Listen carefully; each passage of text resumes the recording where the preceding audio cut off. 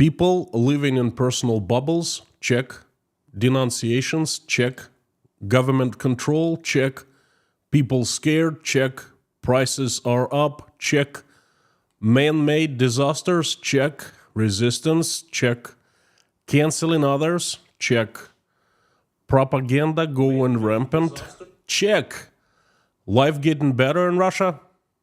Big no check. Today I want to talk of how Russia has changed in the last 23 months, in the 23 months since it invaded Ukraine. Howdy, everyone. My name is Konstantin. Welcome to Inside Russia, where usual Russia is explained by the unusual Russian. No propaganda, BS, or lies here, only truth, common sense, and logic, and some emotions too, because I am a human being after all. Let's talk of how Russia has changed since Vladimir Putin made the decision to invade Ukraine. Are there any changes at all? And if there are, what kind of changes? First things first. Breaking news in Russia right now. Very sad news, disturbing. Yekaterina Duntsova, a person that I've spoken of quite a bit lately, was arrested. She created a political party called Dawn, or the Dawn, and they had a first meeting. As soon as she walked out of the building, she was arrested by the police and taken to a hospital to be checked for narcotics consumption. I will be covering that later. Okay, that's not what my stream is all about. I'm letting you know the breaking news. This is not good. Anyway, first things first. Why do I position myself as expert on today's Russia? Some people ask me that in the comments. I live in Uzbekistan after all, not in Russia any longer. The answer to that question is actually very simple. There are three reasons for my expertise. First, I receive insights from Russia every single week, on multiple occasions every single week. If you look at my telephone address book section, you'll find around 1,200 entries, and 1,100 of them are people who remain inside Russia. As people's person, I keep in touch with most my contacts, and if I want to learn anything about current Russia, all I need to do is to call. And I do that every single day. I am on top of things via proxy. Number two, I have made my job to follow Russian news and events that happen in Russia every single day. Those still living inside Russia read news, learn about news residually. I seek and learn Russian news as my primary occupation. It's my job now. I am an expert on what's currently happens in Russia. Many people call me from Russia to learn of certain things happening inside Russia. And number three, contrary to those remaining inside Russia, I can speak freely. No need to speak the way so others would read between the lines, and I did that a lot when lived in Russia. You probably remember that if you follow my channel for some time. Well, I speak freely now, something I couldn't do if I still resided in Russia, and if I still lived in Russia. This will be a little different stream today. You know, I always use facts. I base my opinions, analysis, forecasts on facts, always. I try to be as objective as possible. Today, I'll be more subjective. I'll talk more of the feelings that I get about Russia, of people and how their lives have changed. You know, I'll talk of my gut feelings, how I perceive the reality in Russia. And I will also tell you why I get such feelings, based on what. We'll start with this. What is Russia? When we talk of Russia, what do we actually talk about? I always mean Russia as society, the community of people, their lives. What I'm about to say is based on personal opinions of 6 members of Tashkent Breakfast Club, 3 females and 3 males, who traveled to Russia recently and spent holiday season there due to different reasons. Some were forced, some had no choice, that's a different story.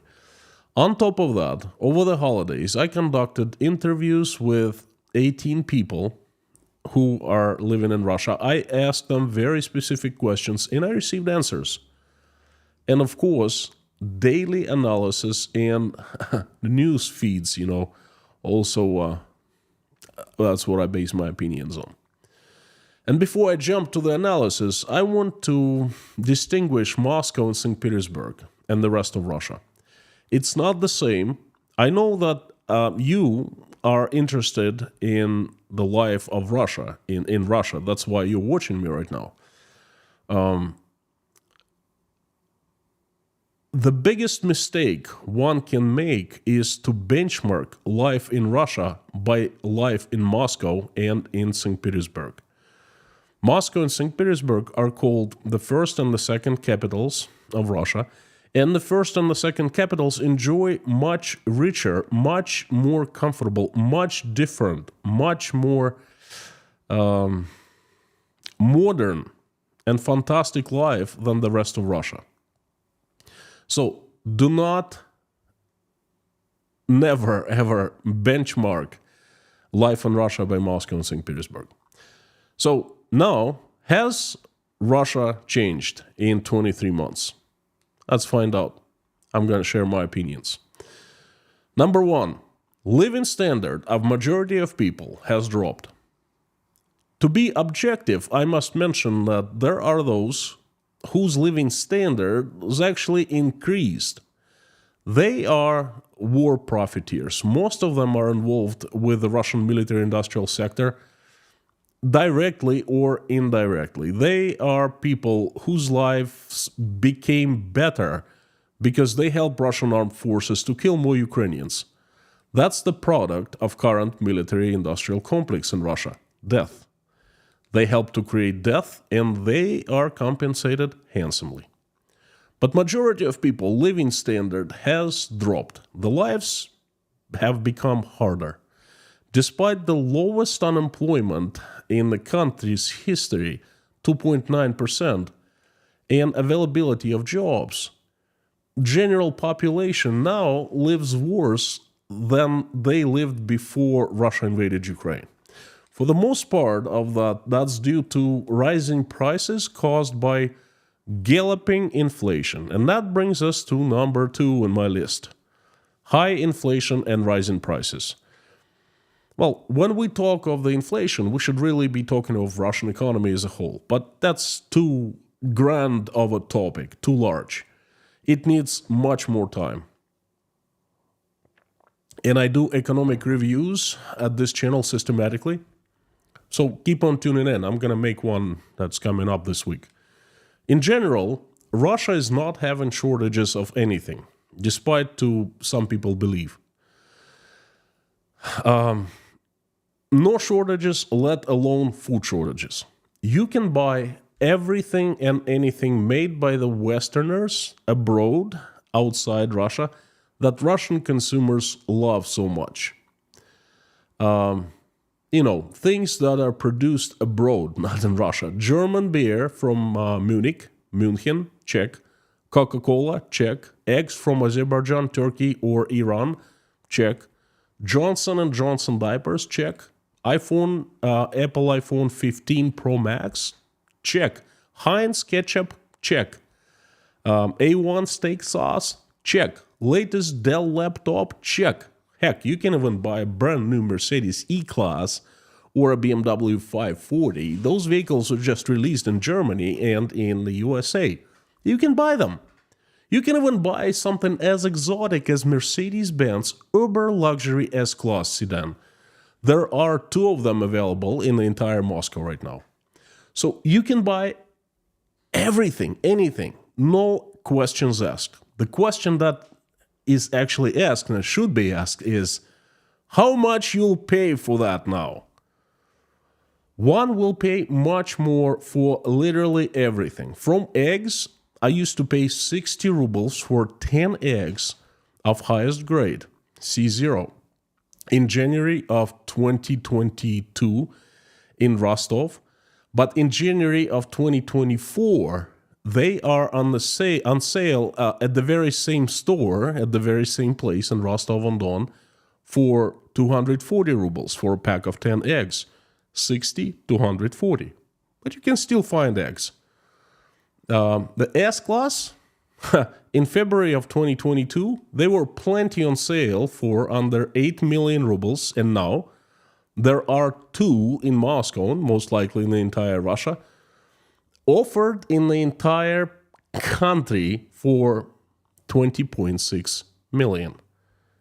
Under 8 million compared to 20.6 million.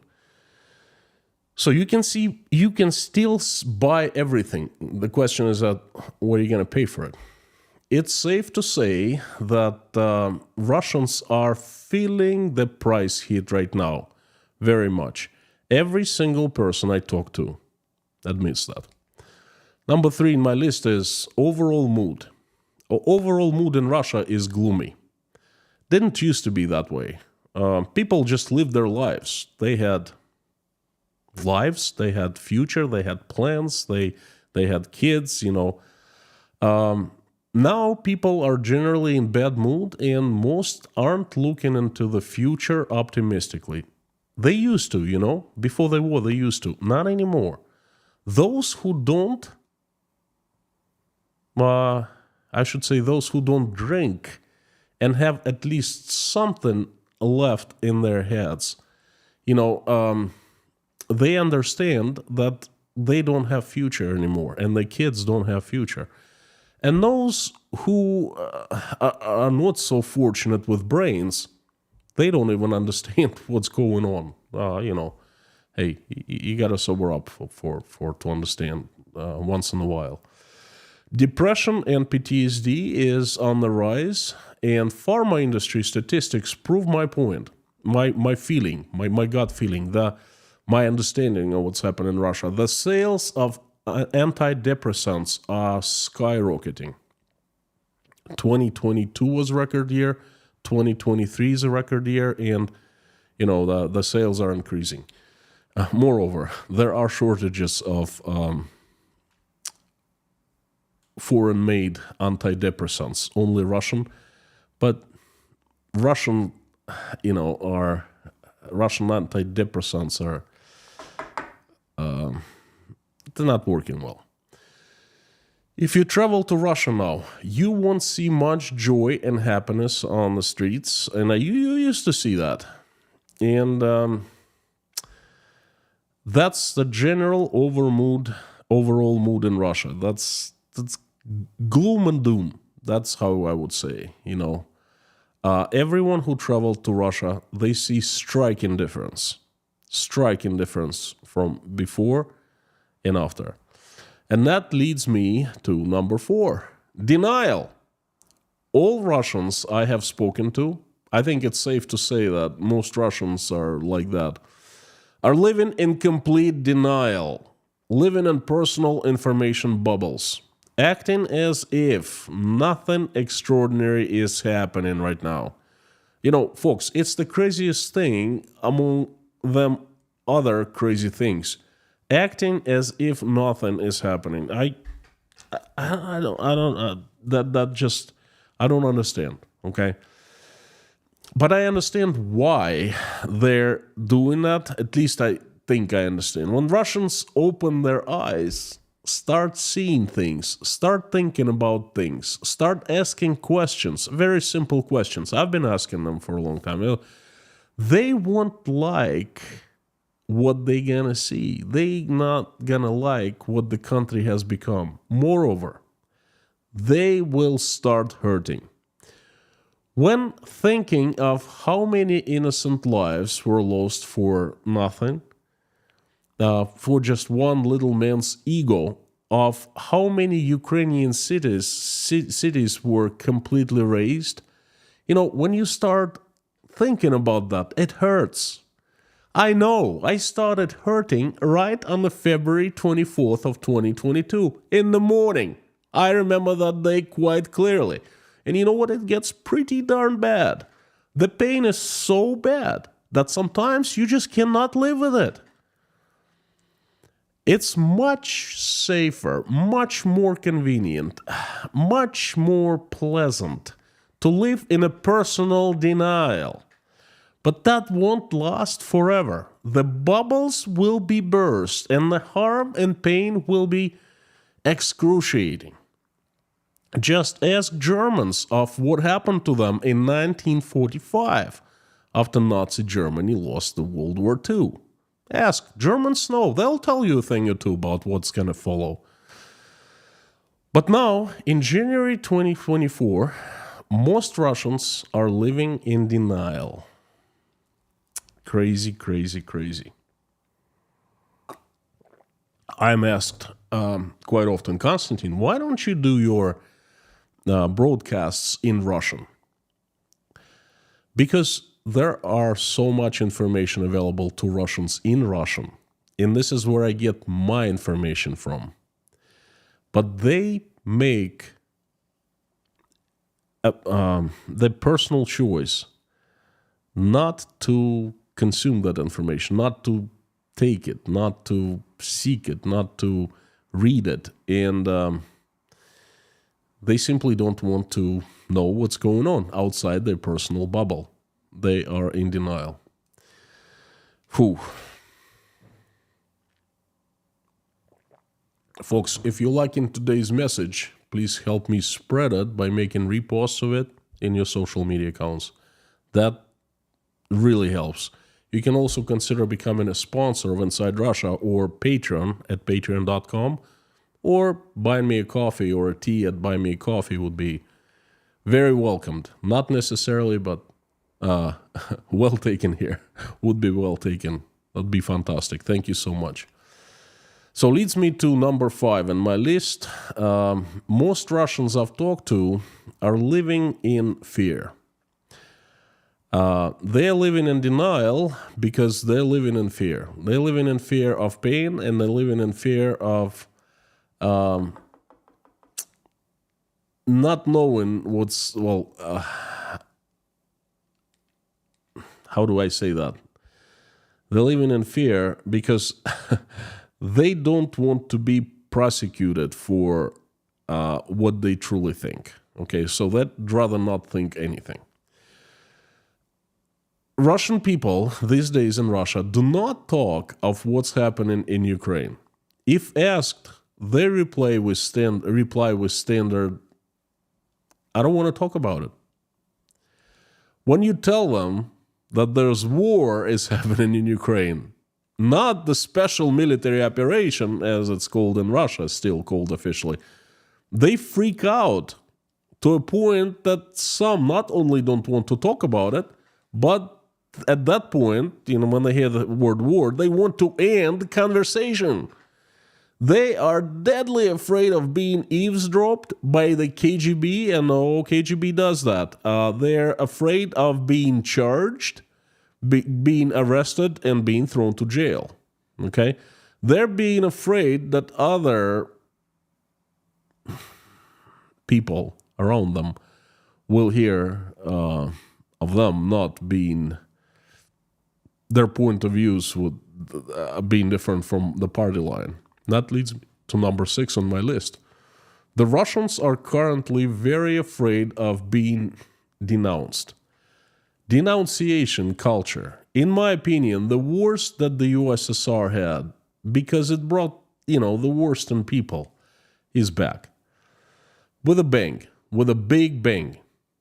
Lots of Russians are actually enjoying denouncing others. Who would have thought?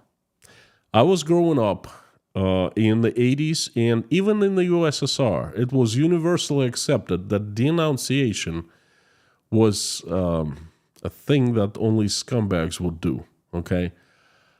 We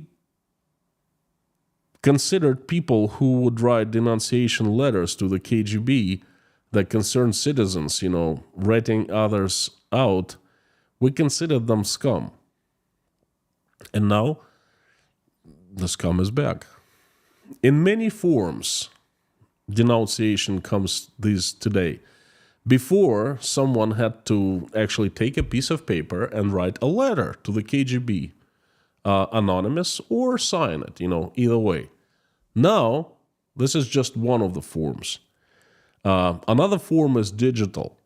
Heck, there are even mobile phone applications exist in Russia offering concerned citizens to inform the KGB of bad neighbors or bad family members. It's official. It's being promoted by Belgorod governor's office.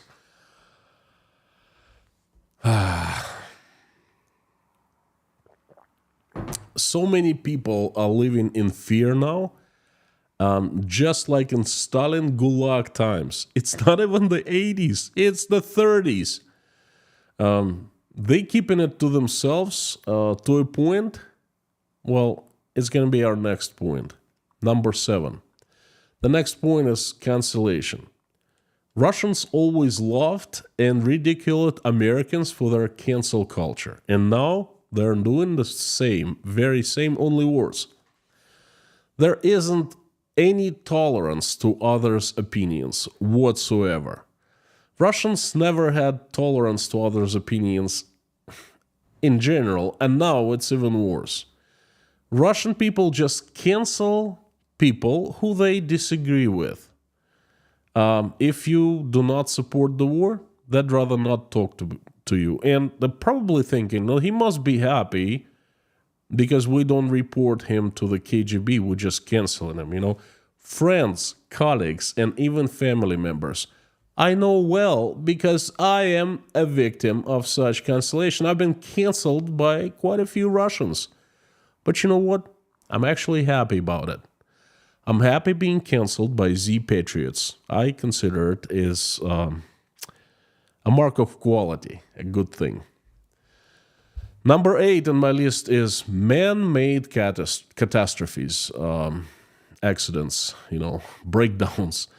This is actually expected. 2 years after the invasion, Russia starts falling apart.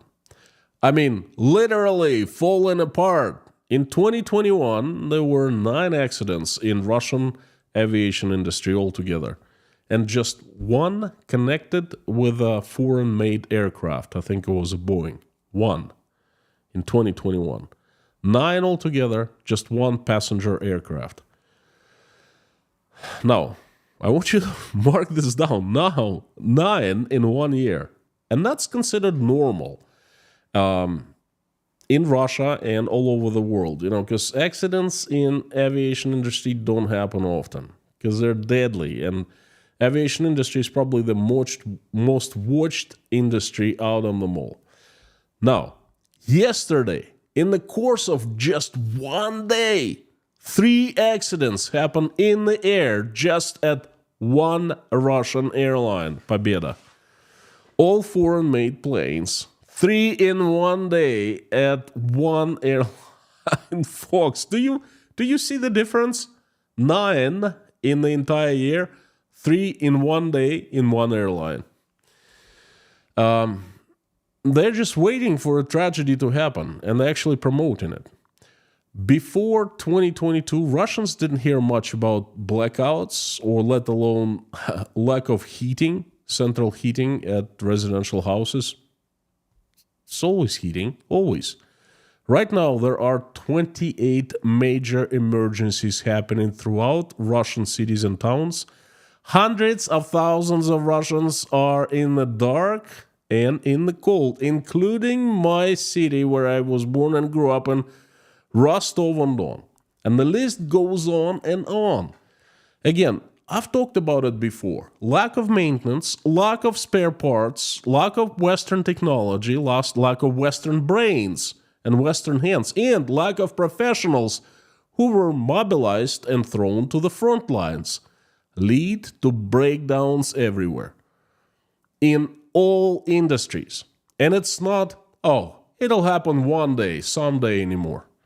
It's happening now. We are seeing it. And my next video will be on the catastrophe currently happening in housing and communal service industry.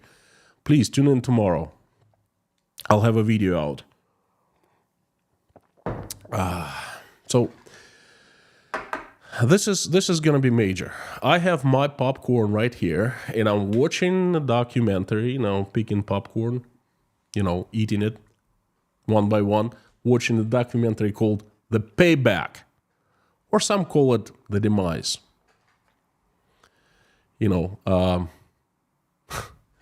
Big American popcorn. Number 9, resistance. You can't bend people forever. They will start to strike back sooner or later. And it's begun. Torching mobilization centers, blowing up railroads, burning down logistics centers, warehouses. Again, it's not when. We're seeing it now already. Number 10. This is the most general thing I'd like to mention. This is arbitrariness. Arbitrariness, okay? New legislation, new rules, new propaganda techniques, actions have created a new Russia where anyone can be arrested, anyone is feared, anyone can be charged, anyone can be imprisoned. The government agencies are given right to use violence against citizens in a legal way.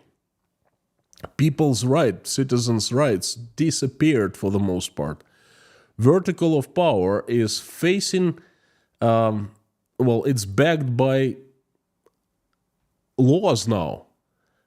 They can legally use violence on people and base their actions upon new laws, and they act, and if they just think about it, they use violence against the citizens, and they act within the framework of law.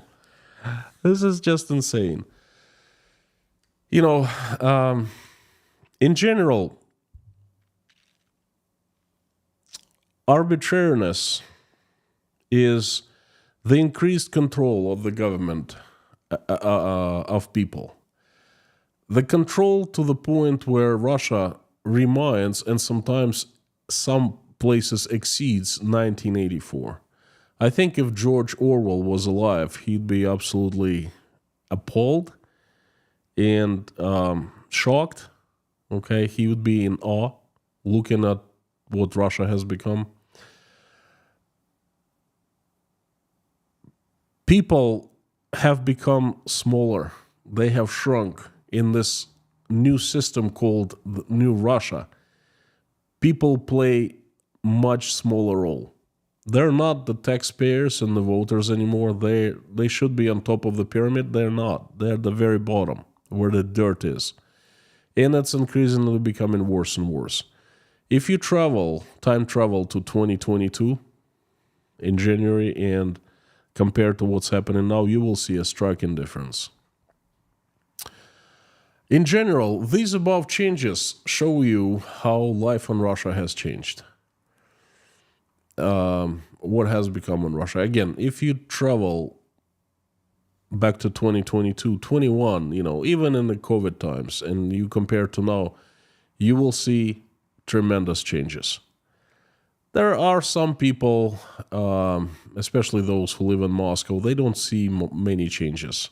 Because, like I said, do not benchmark life in Russia by life in Moscow and St. Petersburg. Sometimes they're fueled by propaganda. Sometimes they're sincere. Sometimes they say, well, my life has not changed. But that's mostly due to they're living their lives in bubbles, in denial. And to some, not many things have changed. But to many, to the most, life has changed significantly. And the biggest observation right now is the changes are becoming much faster. They are becoming turbulent. And in 2024, we're going to see lots of interesting things again. My popcorn, big American-sized popcorns right here. And I'm watching the payback. This is my message for today. That's it. While I'm turning the chat on, I would like to ask you, again, like I always ask you, to help me spread the message by making reposts in your social media accounts. That'd be absolutely fantastic. That helps. YouTube's algorithm loves that. So the chat is on. If you're not seeing it, please press refresh page button. You'll see it. And as usual, I am open it as a separate window. Much better that way. Much more convenient for me. And if you are new, if you're here for the first time, please know that this channel, this community has the best moderation team in the world. Fantastic people, Lorna, Mammy K, Bob S, Harry Podnin, and Amir Fazat, and the best moderation team that internet has to offer. So thank you for coming back, and the usual suspects. Fantastic to see you. We had a good private live stream for sponsors and patrons on Saturday. And now it's great to see everyone in regular live stream chat. Thank you. If you want me to notice your message easier, please put it in caps, all caps, or put Inside Russia after that sign so it appears highlighted in orange, large orange box. Just like Leitmotiv for me did. From Bowie, Maryland. Thank you so much, friend. Everyone, great to see you. My best part of any stream, of any day. Roar Isakson, Russia is trying really hard to diversify its economy. They've been investing into strategies such as... that's really hard to disagree with you. Harry, Lorna, Mammy K, Bob S, and Amir, good to see you.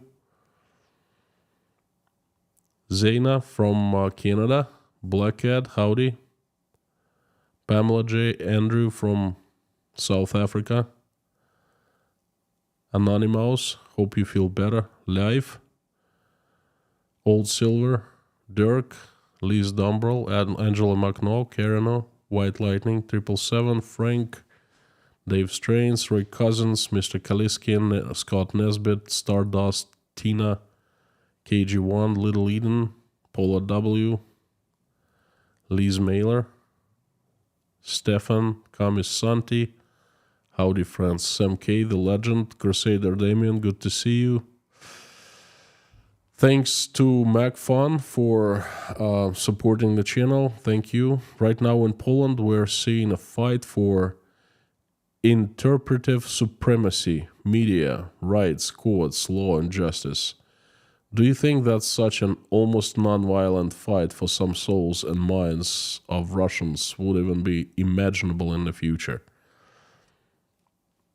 Very tough question.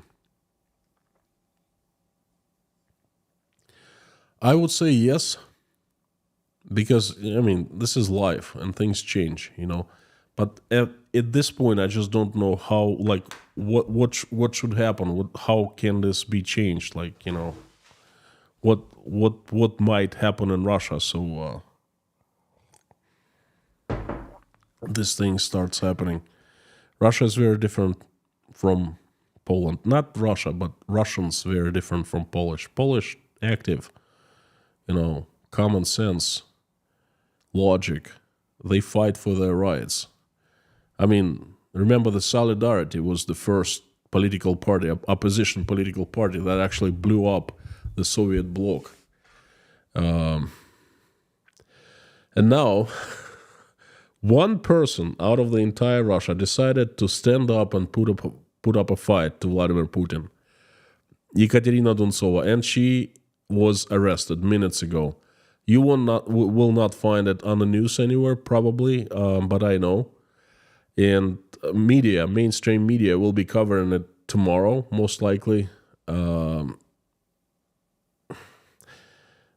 I don't know whether it's a warning to her or it's actually a full-blown assault. We will see tomorrow.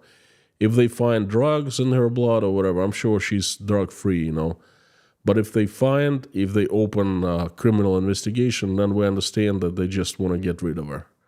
Okay, and if they let her go for this time, then that's a warning. I'll keep you posted. So, again, MagFun, I don't know.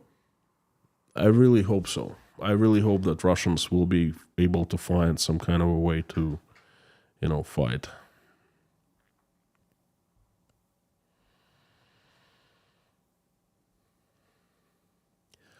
How's your mom? Liz, thank you so much. Mom's doing okay. Well, she's over with the holiday season. They had tons of celebrations. I have a big family in Rostov. So mom was part of a family, so everything's...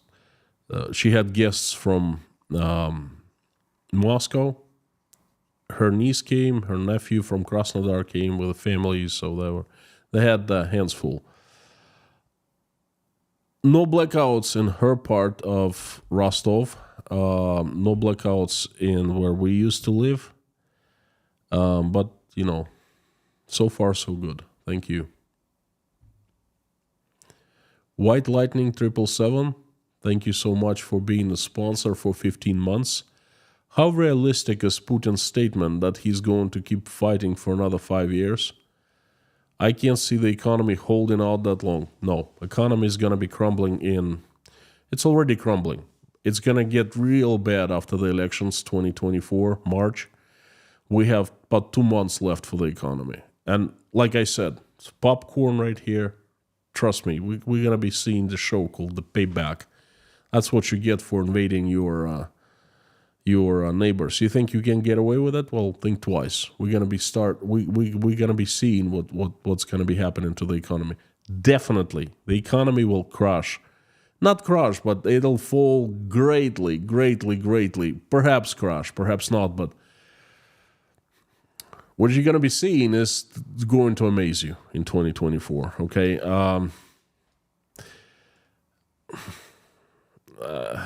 I don't know what to tell you about 5 more years. Economically, definitely Russia will not hold out. Everything else, I don't think that he will remain the president for 5 years. I think his buddies will take care of him. Frosty in Chicago, currently -4 Fahrenheit. Roy Cousins, I hope it's not that cold in London.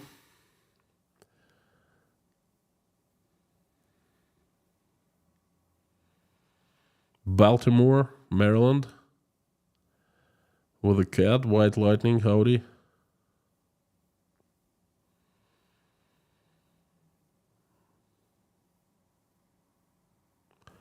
The Underdog, howdy. Mark Bramlett, good to see you. From sunny Jacksonville, Florida. We missed you. Wayne Gwynn, thank you for being sponsor of a higher tier deep inside Russia. Prayers for Ms. Dontsova. Definitely might be more needed than prayers. I don't know. Keep on monitoring the situation. I'm gonna be making community posts frequently, probably today, tomorrow, informing you of what's happening with Dontsova. So please keep on tuning in. Stefan, thank you so much. In the recent POW exchange, Russia prioritized to get the criminals back. Can you explain why? That's so easy to explain. Now, and it's inhuman, okay, in my opinion. You have 2 types of Russian men mobilized. One type is regular people, family men, workers, people who live normal, peaceful life. They're mobilized and thrown to Ukraine. They're to stay for life. Vladimir Putin said that they're going to stay mobilized, they're going to stay at the front lines for as long as this, the special military operation is going on, basically until the end of the war or until they die. Now, the second type is the criminals. Convicted criminals serving out time in prisons. Ministry of Defense, and the latest news, you know what they started to do? They started shutting off heat in Russian prisons to promote prisoners joining Russian army. It's the rumors, just rumors, but I believe there's rumors, okay? So, criminals, no matter what your crime is, murderers, they love murderers. They take murderers first. Rapists, pedophiles, there's a couple cannibals, serial killers, serial rapists, they mobilize them, and these people sign a contract with Ministry of Defense for 6 months. Once they serve out 6 months, and if they're alive, they're released, they go home. And the government knows that they're gonna commit the same crime within weeks. They're gonna be convinced, charged, arrested, thrown to prison. They're gonna go back to the front lines again. That's why they're doing it. The multiple cases already when, a guy kills someone, murders someone, then, rapes, murders a woman, and then, goes to the front line. 6 months, comes back, lives in the same house, right next to victim's family, okay? And then goes ahead and murders, rapes another woman. Multiple cases of that happening in Russia. That's inhuman, okay? But that's why they keep on releasing, they keep on, prioritizing to get the criminals back. They know they're going to end up in the front lines again. I don't think they're paying the criminals. I think that the payment is their freedom at the end of 6 months. Now we can call Putin the Lord of the eggs. Pretty funny, Viking. Rico Ferrari, greetings from Sao Paulo, Brazil. All right, Brazil is with us. Howdy, friend. Wishing you all the best. Enjoy watching Team Brazil playing football all the time. Every time I see it, I enjoy. Crusader Damien, thank you so much for a question. The best questions at Inside Russia come from you, from Crusader Damien. My ancestors were barbarians, but we evolved and don't hide our past. The name Rus was stolen from Ukraine by Tsar Peter. Russian name is Moscovia, and ancestors are in Mongol hordes for 500 years. Can Russia change? Good question. The best question, as usual.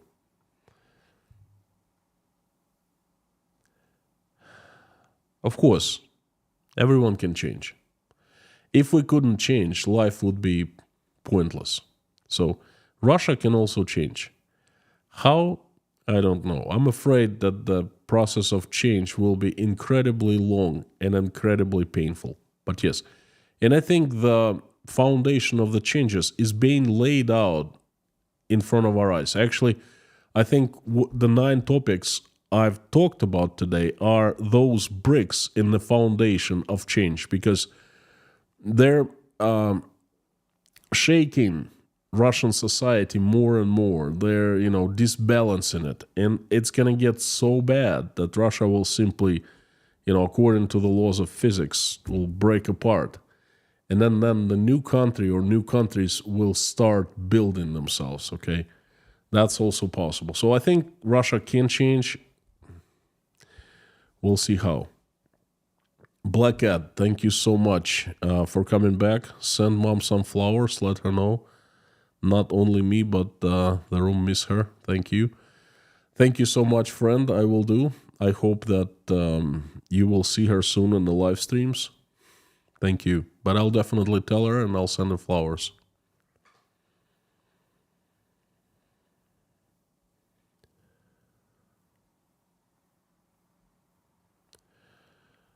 Jeffrey S., thanks for your time. Well, thank you, Jeffrey, for coming and watching again. -6 Fahrenheit, -21 Celsius in Minnesota. Well, it's Minnesota. It's not. That's nothing new for Minnesotans. You always get winters as harsh. Time to play hockey, I guess. Learned hopelessness. Vernon, good word. I tend to agree with you. KG1, howdy. How angry are Russians getting because of the power cuts and heating failures throughout the country? Please watch my video tomorrow. Hopefully I will release it tomorrow. Instead of a stream, there will be a video. At least I'm trying to finish it up. I tried Saturday. It just takes a long time and lots of efforts. I'm doing everything myself, and it's taking a long time to make a video.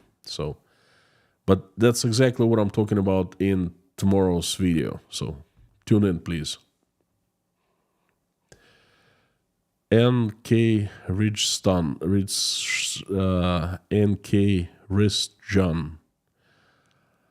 I have not heard you talk about it, but what is the general feeling in Uzbekistan in regards to the war? There are many pro-Russians, or is the vast majority on the right side?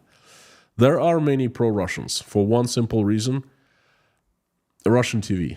It's widely available to Uzbek people, and it's free, and they watch, and they just don't really understand what's going on in Russia. They never been to Russia, they watch TV, and they believe it. Okay, and then that's what's happening. Those who actually have been to Russia, who have traveled, who know a thing or two, who can put two and two together, they are on the right side. Can't really tell you how many of each side. I don't know, but I've seen people on both sides.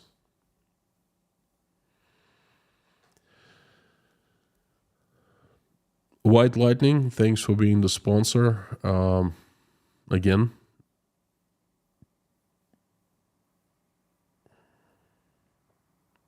Northern Grace is here. Fantastic to see you.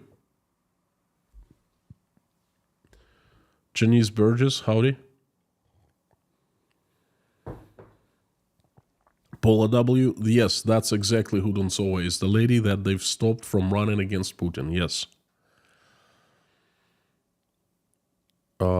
Just Terry, thank you so much, friend.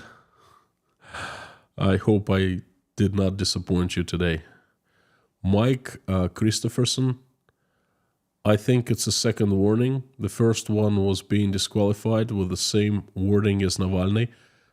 I absolutely agree with you with the first warning. Actually, this is the third warning. The first warning was when the police showed up and killed the power supply. The second warning was when she was disqualified with the same wording as Navalny was. And now it's the third warning. I hope it's warning. I hope they just don't put her to prison. Thank you, Roderick Klein. Thank you so much for sponsoring 5 people. Thank you. And Christian, thank you for joining the sponsorship program.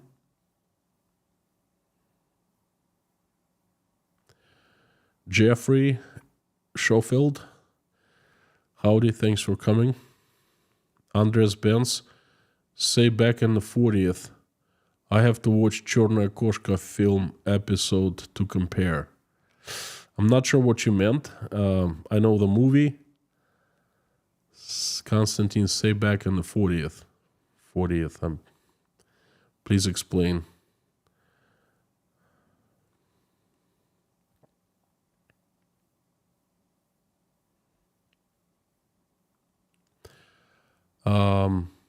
Bethany RAE 101.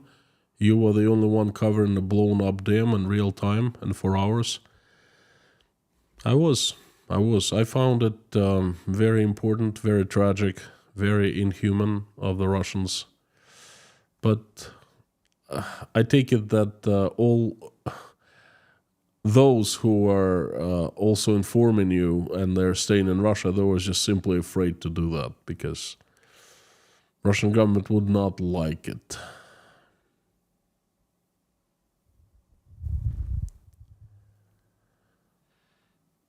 John WF, does FSB and police not wonder why the soup tastes slightly different these days? Well, that's that might be wishful thinking on your side, because people who prepare their soups, they're probably deathly afraid.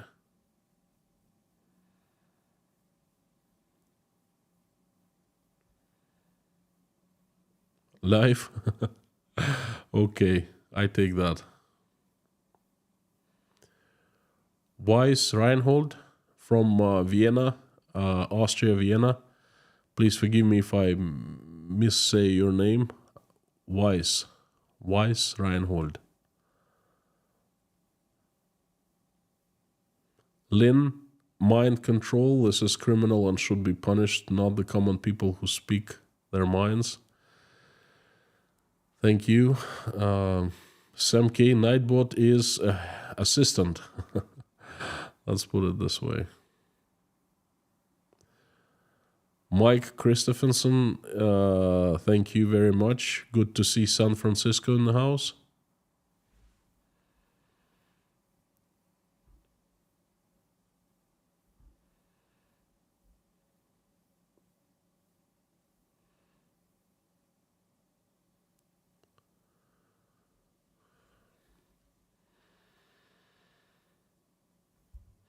VJ John, howdy. Soon to the nearest Russian TV. Mega shit show. Yeah. LHAA. What about big warehouse fire in St. Petersburg? Major arson. People striking back. Video coming up on Saturday. Wait. Yes, on Saturday. Tomorrow is about communal services, about no heat, no electricity. And on Saturday about man-made catastrophes, including plane accidents, train accidents. Yes, there are train accidents. Siemens train just died on the way from one big city to another. In minus 30 Celsius, people were freezing, sitting there. They started evacuating with tractors and I think helicopters, something like that. So anyway, again, friend, it's major. Tune in on Saturday. There will be a private live stream for sponsors and patrons. Also, there will be a video for everyone. Just Terry, missed the usual suspects. I missed you too. Thank you. NK Ridgestone, I've not heard you talk about... Oh, I'm sorry, I already took that. Mr. Uvati, I've been dating Uralian lady for almost 2 years. She's from Melitopol. All her friends are pro-Russia. She's a superb lady, but pro-Russia also. How the hell can it be? Well, how the hell can it be that 80% of Russians are supporting the war? I don't know. You're venting and I'm venting too. We're absolutely on the same page, my friend. But I cannot tell you how it's possible. I don't know. It hurts me too. That's the country I used to live in. You know, it's the people I grew up with. I thought I knew them well. I guess not.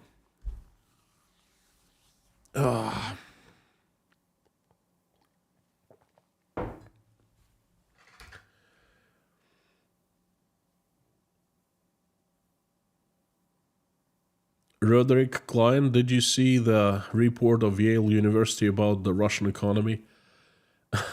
Well, you know what? I don't want to sound too self-confident, but I don't think there's anything that Yale University can tell me about Russian economy that I don't know. No, I did not see that. Ain Whitney, must be bad. Sanctioned Ivan made a video about the desire to leave Russia. You're 100% that there isn't much of a future to young people anymore. Well, sanctioned Ivan left Russia along with me at in about same time in September of 2022, and he was in Turkey, I believe, in different countries. He used to write me offering to do an interview with me or to do a live stream, and he came back to Russia. I give him respect for trying, for actually leaving Russia. He came back, now he wants to leave. Good luck to him, you know. His decision, his life, he knows better what's good for him. Sow it and hope it grows. Love to everyone in this community. Thank you so much. Sending my love back.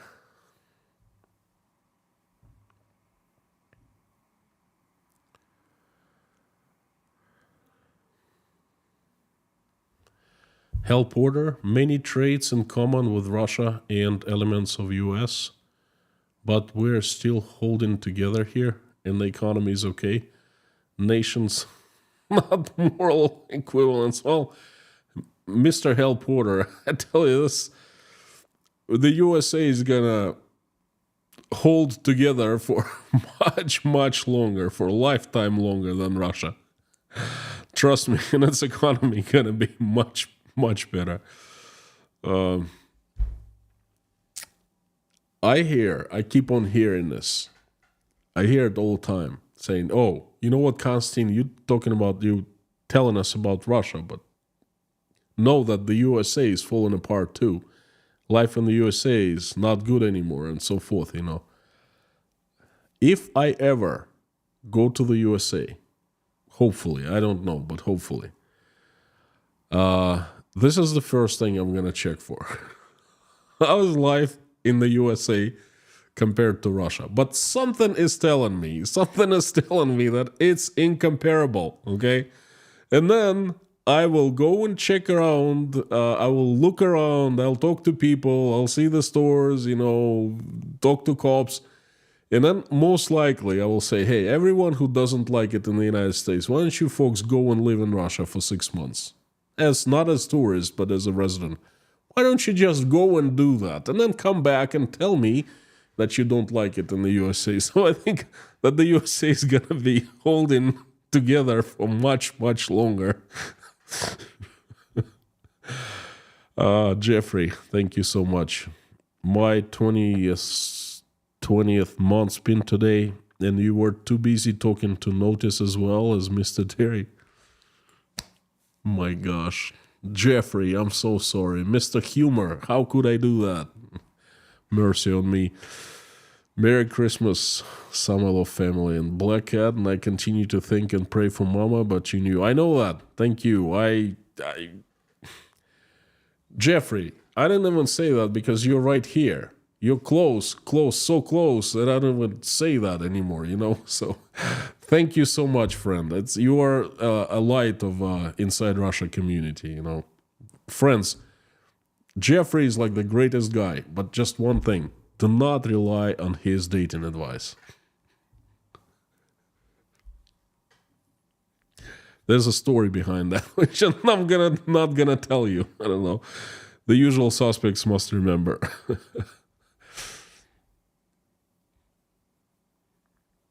Stardustin 65. Hey, it's no problem if you watch it as a video. That still counts. How can someone escape Russia and understand this, but still blame Ukraine for war? Well, honestly, Mr. Yuvati, I did not see any Russian who escaped Russia and blamed Ukraine for war in Russia here in Tashkent. No, I know people like that I know, and I know over 1,000 people personally, and I've communicated with thousands through online communities that here, my community, Tashkent Breakfast Club, is not the only one, okay? Our club is about 1,000 people, but there are other ones. One community is 27,000 people, here in Tashkent, Russians, okay? And I did not see one person who is in Tashkent blaming Ukraine for war, okay? Only the ones who are in Russia. VJ Joan, enjoying my English tea at my work. That's my English tea. The Brits, thank you so much for this fantastic drink, tea. And there's a question for Crusader Damien. Thank you again, friend. Read that the mass exodus in 22 was mostly from St. Petersburg and Moscow. If so, wouldn't be the smartest and brightest gone Russia's future? Well, I'm really surprised that you're asking me this question, you know. How many times I've said just that?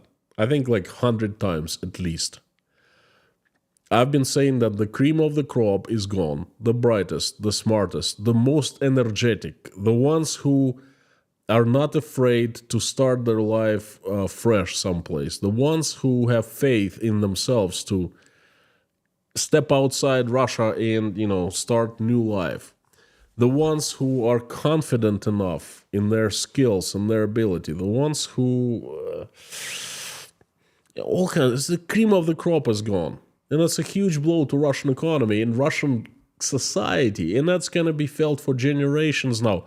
Just like in the USSR, it was felt, the mass exodus of 1921, 22 was felt for decades, for 100 years.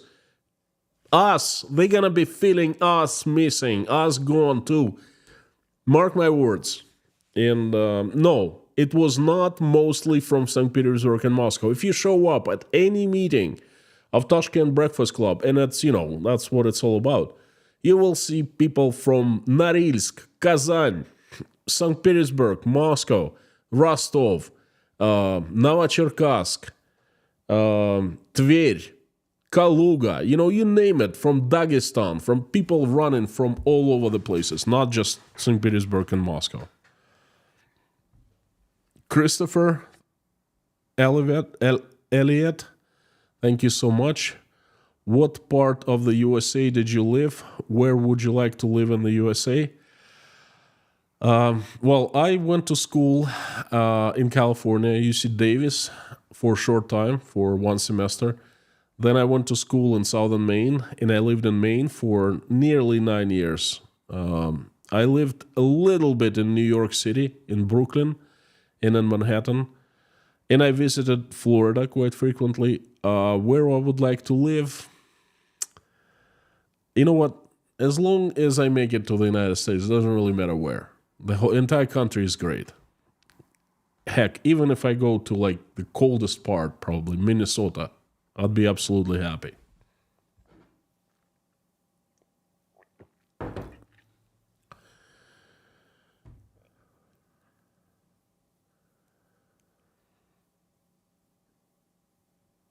Lucy Duntsova has already been released, Konstantin. Well, thank you. I'm doing the stream.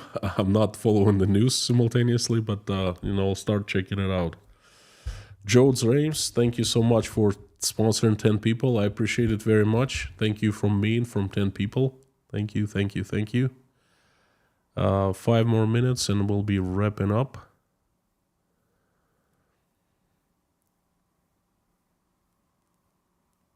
Gregory Stevens, hope Ukrainians on the front lines can stay warm. Likewise. Michael, thank you so much. Trust me, there's a feeling of emptiness when here, inside of me, when I don't post, and I don't do it out of laziness or whatever. It's just when I don't feel well or when I have like pressing issues with my family, I usually don't post. You're not gonna get rid of me that easily. Minus 0.5 in central Scotland. That one place I always wanted to go, Scotland. I heard it's absolutely beautiful. Mr. Uwanti, I'm in turmoil and I really would like to have some sort of perspective. If you're talking about your girlfriend from the Urals, My friend, if you only knew, there are tragedies here in Russia. Wife supports the war, husband doesn't. They start fight, they divorce, they have kids, uh, vice versa. Husband supports war, wife doesn't. The couple supports, and their extended family does not. Parents do not. Vice versa, family does not support. There are so many people here in Tashkent who ran away. They obviously do not support, and in Russia, their families are angry with them. So many personal tragedies. I haven't even tapped on that topic because I don't even know. Trust me, it's very painful.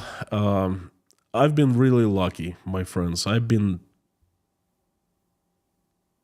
have a confession to make. I mean, usual suspect. You know my wife, Natasha, and This is the biggest, biggest present I received from God is her. We are absolutely synchronized in our opinions and assessment of the situation. And I don't even know what I would do if I had to deal with a situation where my wife wouldn't support me, my views, or would be against me. Honestly, it really hurts me to think about it. It's scary. I am so lucky. I don't even know how lucky I am. Sorry for this little.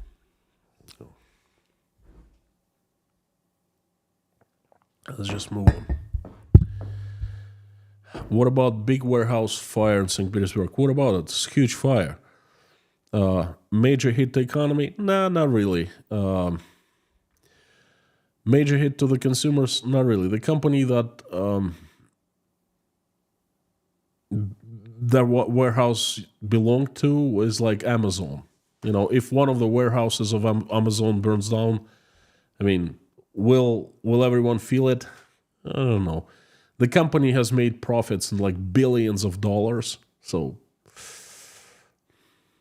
not sure. But hey, Saturday, LH8 AAA, please watch my video on Saturday. I'll be covering that. Polo W, ask your question again and add and say, oh, that's not to me. Thank you.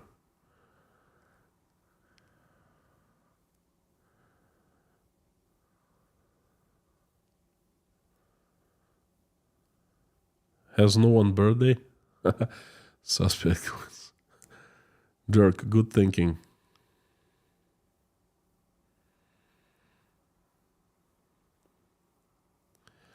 Charlie B, howdy from Pacific Beach. Have to move on 201. Charlie B, thank you so much. You are such a great part of Inside Russia. Love seeing you sending greetings from Pacific Beach, from California.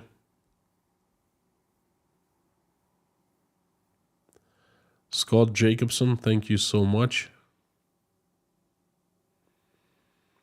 Scott Nesbitt, thank you being the sponsor for 17 months, and thanks for the wonderful words.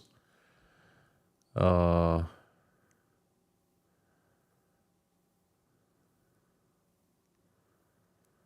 Potman.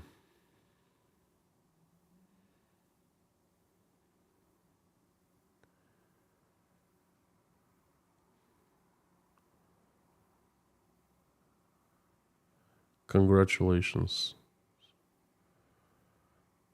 I'm confused here. Congratulations on being a sponsor for so many. Okay. Mami K, sponsor for 15 months. Sending my love is understatement. Mami K is a part of a HQ of Inside Russia, I used to enjoy reading between the lines. Leslie, trust me, I enjoy speaking straightforward much better than talking so you people could read between the lines. It was a forced situation,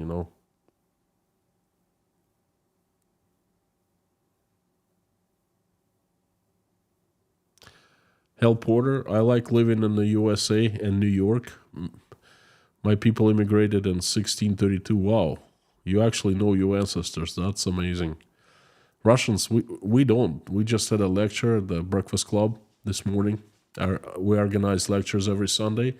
Different people just come and volunteer as their expert. We're all experts at something. So one lady told us her story of how she was tracing her ancestors. In Russia, it's so difficult. Like, you don't have access to archives. And so fantastic that you know your ancestors.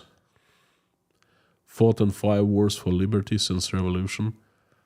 Now millions of us want to flush what they fought for. Well, my recipe for these people, my advice for these people would be this. Go and live in Russia or North Korea or Iran for 5 months, not as tourist, but as a resident.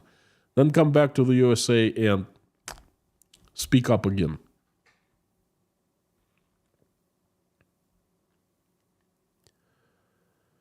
Joe McMahon, good to see you.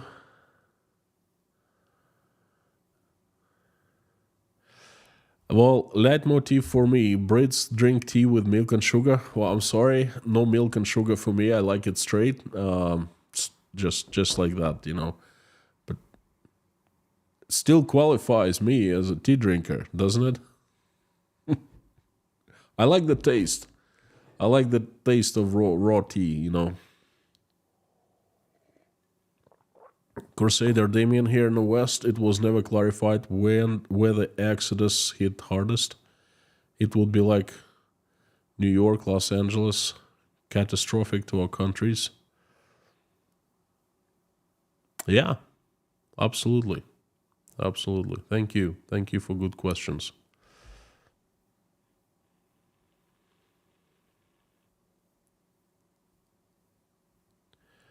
Okay, friends, I think it's time to go.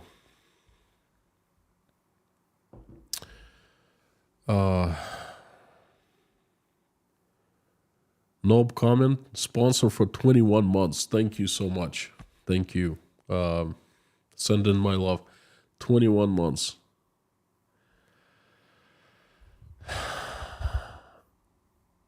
Silnis, thank you so much for your words. Friends, you know that we finish the streams with prayer, and today is no different. I would like to invite everyone to pray with me. If you're religious, if you're not, then pray with us anyway. Pray with me anyway. You can call it whatever you like. Sending good vibes, good wishes, you know, sending good energy to people, you know, asking universe.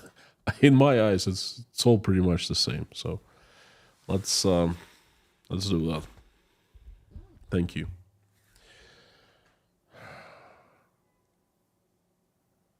Dear Lord Jesus Christ, thank you so much for giving us this day. Thank you for putting food on our tables and giving us roofs over our heads. Thank you for surrounding us with people who we love and who love us. Please give us wisdom to keep the skies above our children's heads, skies above our children's heads, peaceful and clear and safe. Have us wisdom to give us wisdom to raise our children the way that they will never engage in any wars with each other, and will make this world a better place once they grow up and become adults. For now, please keep our children safe and healthy. Dear Lord, please stop the bloodshed in Ukraine. Give the country and people a break. It's needed. The country and the people have suffered so much. They've been through so much. Please help them. Reach out and touch the hearts and souls of those who are responsible for making the decision. Do anything and everything that is necessary for them to wake up and make that decision. Kick them in the butts. Fill their hearts with love, mercy, empathy. Do whatever is needed to be done, but just so they wake up and make this decision to stop the bloodshed. Please help every single Ukrainian and everyone who has been affected by this terrible tragedy. Answer the prayers and make their wishes come true. Please help my country, Russia. Assemble your heavenly army of your strongest angels with sharpest swords and knives, led by Saint Michael, and send that army, shining army, down to this earth to get rid of the demons that have hijacked my country. We know them by names and by their faces. Please have angels run Russia and help good Russians run Russia so it becomes peaceful again, loving, loved, respecting, and respected. Please help everyone who is traveling, send them safe travels, who's asking for asylum of any kind, running away from danger, who is in dire straits right now, in danger of any kind. Please help single mothers raising their children and struggling, trying to make ends meet. Please help everyone who is a subject of missile attacks, the Ukrainians. Send them safety. Please help those who are sick, addicted, depressed, hungry, jobless, homeless, not feeling well about themselves and about their lives, losing their faith, betrayed, and in trouble. Please send your love into their hearts, surround them with the warmth, send them angels so they feel that they're not alone. They feel your love, they feel your warmth, they feel you right next to them, and they feel they're not alone anymore. So they get up from their knees, stand tall, stand proud, have enough strength to start living good life, and we'll have a chance of getting happiness again. Thank you so very much, dear Lord. I'd like to ask for a few people who need your help. They are a little girl, Sarah, and her parents, her family. Thank you for helping her. Thank you for sending good doctors to perform surgeries. She needs recovery. Please keep on helping her. Keep on helping her parents, giving them strength. Have her recover completely, get healthy, and go home to live with her wonderful parents. Please help Steven's grandpa, Warren Spees, with addiction and PTSD, Jay Spike, Tracy, Denis in Kiev, James Marstow, Frank Caprio, Jim in Houston, Linda, Paula W. Please help with blood clot and with health in general. Kareno's mom, Dorothy. Tim Mayers with lung cancer. Please send recovery. Olga and Alexei. Paul Wright and his community. Jason Carney, please send complete recovery. And Dirk Misler as well.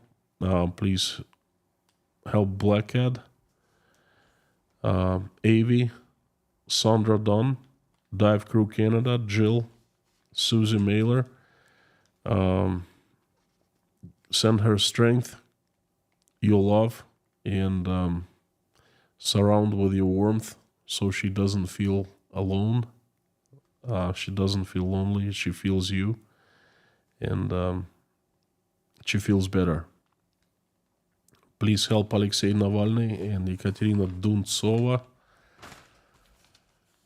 Kyle E.'s wife, Joseph Johnson, Rhonda McGillis, Heike Homestead, CB, Dory, and Larson's daughter Hannah, Terry Carter, former in-laws and fiancé, Electron's family, John, Kurt from Colorado, Deborah, Boggy Burger, and 2 sons, Anonymous.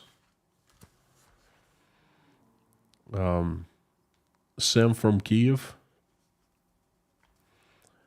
Dave, Summer 613 mother, Mike O'Neill. Scan families members who need help. Anna from Poland. Lise Dumbrell, Darla, George Ruberty, White Lightning. James Gentz. Julia Haney. Yelena, Natasha, Michael, Jake, Oля, Dasha, Sky, Bonnie, Svetlana, Grace Philosophy, Mr. Dean Spooner, Lisa Kumrian, Maggie, Liz, Karen, David Porter, his family and everyone in Chernovtsi, Ukraine, the Highwayman,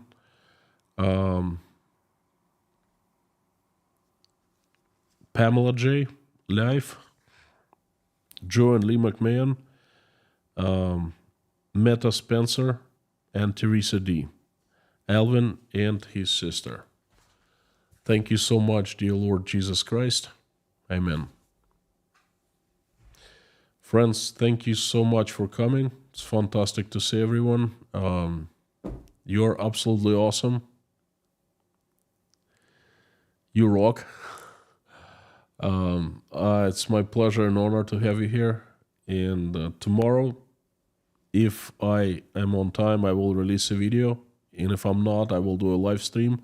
But it's going to be an interesting one about the payback, the demise in the communal services of Russia, what's currently happening, and why it's important for Russia. Okay, so please come back tomorrow. And before I finish, as usual, I'd like to say along with me, ask you to say it along with me as loud as you can. Carthago delenda est.